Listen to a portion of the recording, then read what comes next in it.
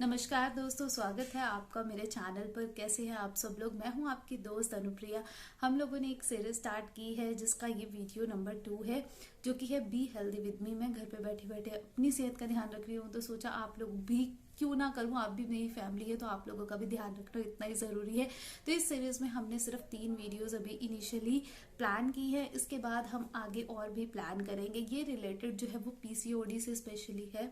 तो अगर आप लोग भी पीसीओडी से जो है वो जूझ रहे हैं तो डेफिनेटली आपको ये सीरीज़ देखनी चाहिए। अगर आपको ये सीरीज़ पसंद आती है तो डेफिनेटली मैं आगे इसे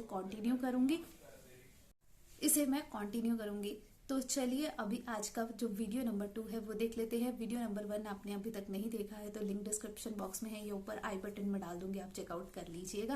तो चलिए अभी वीडियो में चलते हैं। तो आज बात करेंगे पीसीओडी पे। पीसीओडी क्या है और क्यों है, ज़्यादा डिटेल में थ्योरेटिकली बात नहीं करूंगी क्योंकि 8 में से हर 2 महिला को पीसीओडी की प्रॉब्लम है। तो उनमें से बहुत सारे लोग जानते ही होंगे पीसीओडी क्या है।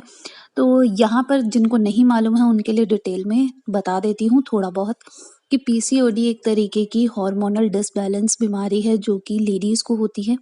यहाँ पर यहाँ पर ओवरी में आपको कुछ एक सिस्ट हो जाते हैं, चीनी के दाने जितने, जैसे कि मुहासे, जैसे फेस पर आपको छोटे-छोटे ब्लैक हेड्स या व्हाइट हेड्स होते हैं, बिल्कुल वैसे ही बिल्कुल छोटे-छोटे से दाने होते हैं, जो कि आउटर वॉल पे या फिर बच्चेदानी के अंदर हो सकते हैं। अगर आपके आउटर वॉल पे हैं, तो आपको ज़्यादा टेंशन लेने की ज़रूरत नहीं है, लेकिन बच्चेदानी के अंदर हैं, तो आपको इसका ट्रीटमेंट करवाना बहुत ज़्यादा ज़रूरी है क्योंकि कंसीविंग में भी आपको प्रॉब्लम आ सकती है और ओवर द टाइम ये बढ़ते हैं और थोड़े बड़े भी हो जाते हैं, इनके साइज़ भी बढ़ते हैं। फाइब्रॉइड और सिस्ट में बहुत ज़्यादा डिफरेंस होता है, वो एक अलग टॉपिक है, उस पे हम बाद में बात करेंगे। अभी फ़िलहाल हम बात करते हैं पीसीओडी पे। पीसीओडी और पीसीओएस दोनों थोड़े बहुत सिमिलर हैं, तो वो भी एक अलग वाइड टॉपिक है जिस पे हम बाद में बात करेंगे।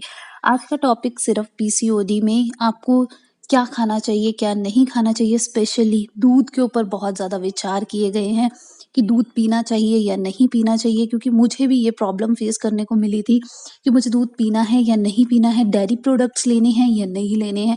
ये क्वेश्चन आप लोगों के माइंड में भी आ रहा होगा क्योंकि ये सीरीज़ मैंने स्टार्ट की है, 3 का ही पार्ट मैंने शुरू किया है, तो जो मेन टॉपिक्स हैं हम उसी पे बात करने वाले हैं।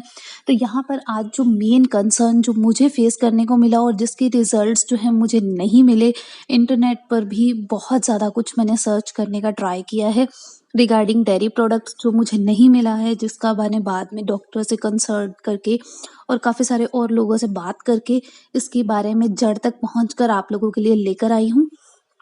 तो यहाँ पर सबसे बड़ा कंसर्न आता है कि डेयरी प्रोडक्ट्स हमें पीसीओडी में क्यों नहीं लेने चाहिए, क्योंकि मोस्टली पढ़ा गया है कि लोग बोलते हैं कि दूध पीने से आपकी बॉडी को में बहुत ज़्यादा कैल्शियम आता है, कैल्शियम की मात्रा बढ़ती है, पीना चाहिए और आपको ज़रूरी है पीना। लेकिन पीसीओडी में ज़्यादातर आपको मना किया जाता है दूध पीने के लिए।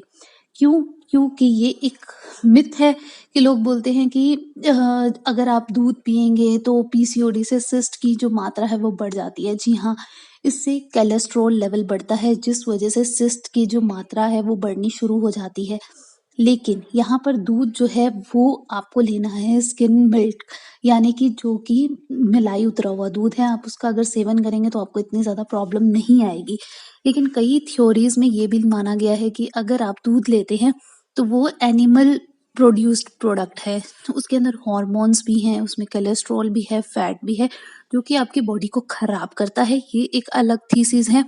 जितना मैंने बाकी डॉक्टर से देखा है और अपनी बॉडी पे एक्सपेरिमेंट किया है, उस हिसाब से अगर मैं बात करूँ, तो अगर आप दूध पीते हैं पीसीओडी में, तो आपको बहुत सारी और प्रॉब्लम्स को फेस करना पड़ जाता है। अगर आप काऊ मिल्क या बफेलो मिल्क लेते हैं, अगर इसके इंस्टेंट में आप जो है प्लांट कंज्यूम्ड फूड लेते हैं, जैसे कि मिल्क लेते हैं, जैसे कि आलमंड मिल्क हो गया, सोया मिल्क हो गया, वैसे पीसीओडी में सोया मिल्क भी मना किया जाता है। तो आपको आलमंड मिल्क वगैरह लेना है, इससे भी आपकी बॉडी में बहुत ज़्यादा रिपेयर होगी। आपको कैल्शियम तो मिलेगा ही, इसके साथ-साथ आपको और भी गुण मिल जाएँगे। लेकिन अगर आप चाय या कॉफ़ी पीना पसंद करते हैं, तो आपको जो है अवॉइड करना पड़ेगा, आप पी नहीं पाएँगे आलमंड मिल्क की चाय या कॉफ़ी। तो आपको थोड़ा बहुत आप जो है आधा कप या 1 कप ले सकते हैं पूरे दिन में काऊ मिल्क का। तो यहाँ पर मैंने आपको बता दिया कि क्यों नहीं लेना चाहिए आपको पीसीओडी में दूध, क्योंकि उसमें हॉर्मोन्स और कोलेस्ट्रॉल लेवल ज़्यादा होता है। लेकिन अगर आप टोन मिल्क लेते हैं, मतलब आप डबल टोन मिल्क लेते हैं, तो आपको इतना ज़्यादा प्रॉब्लम फेस नहीं करनी पड़ेगी, बस आपको फुल क्रीम मिल्क नहीं पीना है। इसके अलावा एक प्रॉब्लम और फेस करने को मिलती है कि हमें पीना चाहिए, हमें डेयरी प्रोडक्ट्स लेने चाहिए या नहीं लेने चाहिए।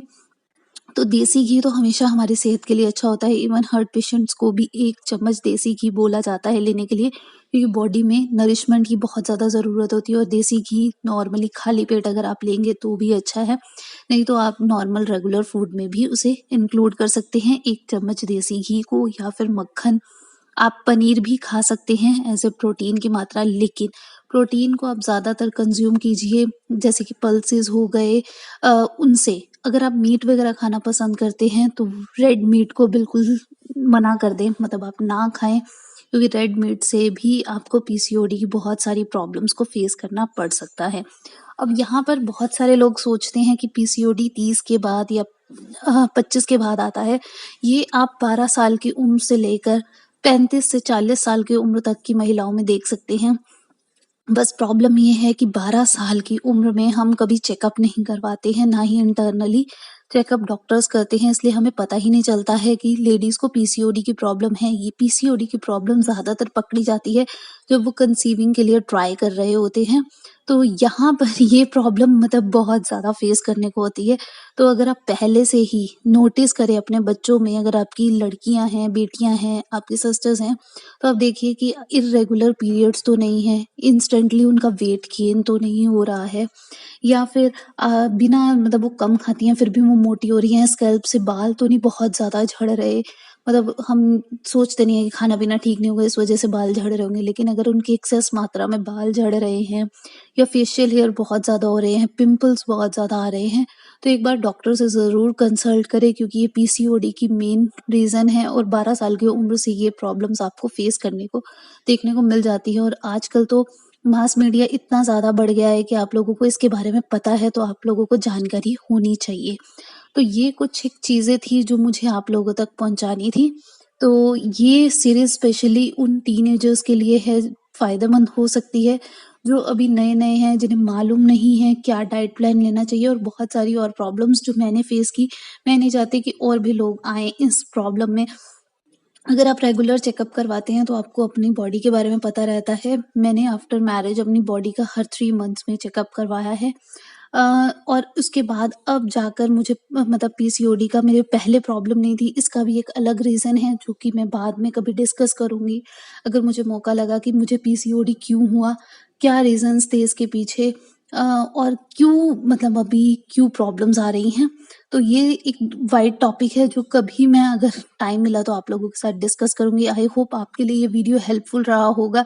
इसी तरीके की चाहती हूँ मैं कि आप लोगों के लिए हेल्पफुल वीडियोज़ लाती रहूँ। अगर आप लाइक नहीं देंगे, इस वीडियो को सपोर्ट नहीं करेंगे, तो आप लोगों के लिए मैं इंटरेस्टिंग वीडियोज़ नहीं लाती रहूँगी और आप लोगों की हेल्प नहीं कर पाऊँगी। इसीलिए इस सीरीज़ को ज़्यादा से ज़्यादा लोगों के साथ शेयर कीजिए, ताकि मैं आप लोगों की और ज़्यादा हेल्प कर पाऊँ। तो अभी फ़िलहाल के लिए ये 3 पार्ट जो है मैंने शूट किए हैं। पहला पार्ट मैंने गोंद कतीरे के ऊपर शूट किया था। गोंद कतीरा भी बहुत ज़्यादा हेल्प करता है आपको पीसीओडी से रिकवर करने में।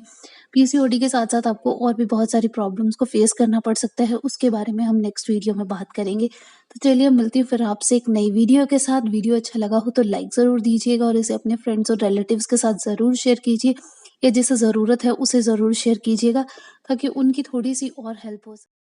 तो आशा करती हूँ आपको ये वीडियो पसंद आया होगा और आपके लिए हेल्पफुल रहा होगा। अगर हेल्पफुल रहा है तो लाइक ज़रूर दीजिए, इस चैनल को सब्सक्राइब कर ले, बेल बटन को दबा ले, और नेक्स्ट जो लास्ट सीरीज़ का लास्ट वीडियो है उसे देखना बिल्कुल मत भूलिएगा। आप चाहें तो मुझे इंस्टाग्राम पर फॉलो कर सकते हैं। इंस्टाग्राम आईडी है अनुप्रिया व्लॉग्स। तो मिलती है फिर आपसे एक नई वीडियो के साथ। तब तक के लिए बाय बाय, टेक केयर।